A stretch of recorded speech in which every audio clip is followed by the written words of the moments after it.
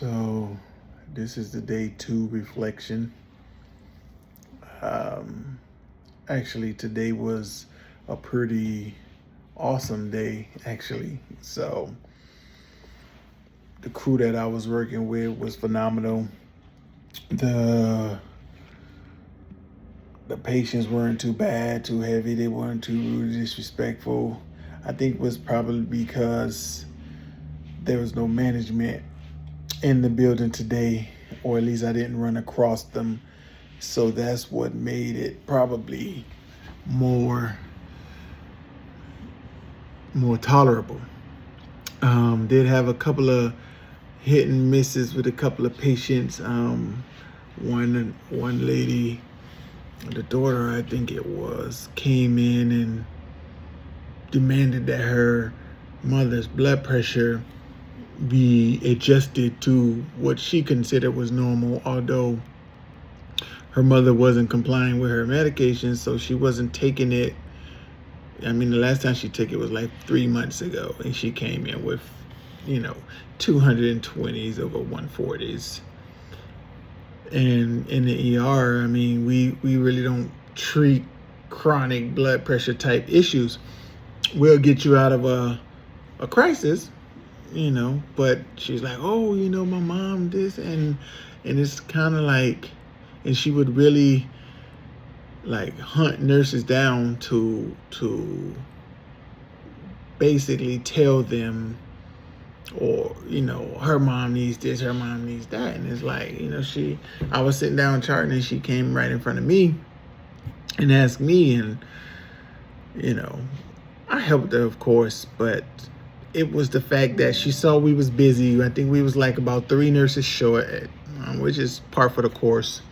So I think we was like 3 nurses short, and kind of like on the list of priorities, her mom was stable, and we did just have a chest painter who was having an active MI come in, and so and she wasn't aware of, I ain't gonna say she wasn't aware, she didn't care about what we had to do, especially being short. And just because we were short, that doesn't stop the patients coming in. That doesn't stop the patients wanting this. That doesn't stop sick patients coming in.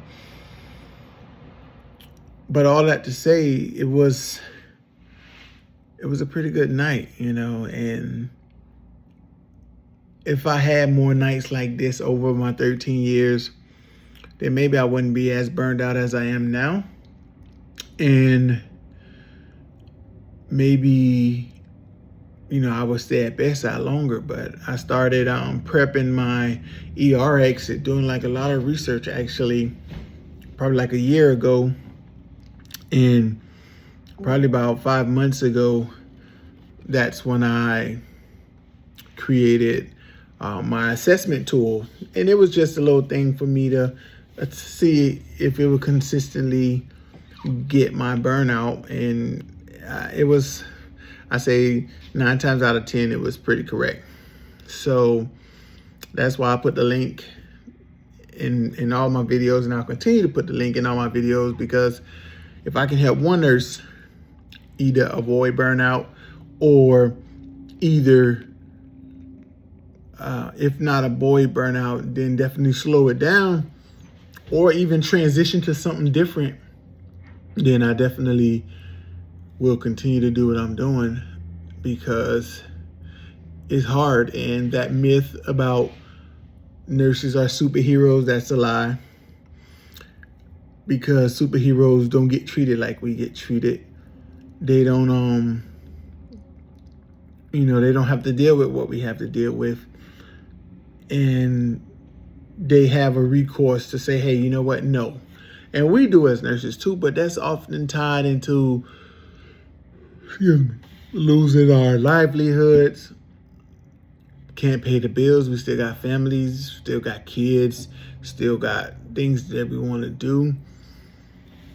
So I started prepping my exit strategy about a year ago, and I finally pulled the trigger as far as counting down the days, because my program that I'm implementing on myself first is 95% complete. So now it's kind of just like baptism through fire that I'm doing now. And you know, if it, like I said, if it can help someone, I'm definitely all for it. But when I got into nursing, I'm not gonna say, okay, I was naive. I was naive. I thought it was, oh, you know, you're gonna help people this, you're gonna do that. Maybe I was watching too much ER then, outside of all the drama. But in the beginning, you know, it was pretty cool. It was pretty tolerable. And I'm not even gonna say things changed after COVID, because even during COVID, I didn't have much of a problem. Sorry, it just got off shift. But I think where the problem started going is when they started shifting over to this is the patient happy matrix reimbursement stuff. I think that's where it started going downhill for me. And it just compiled.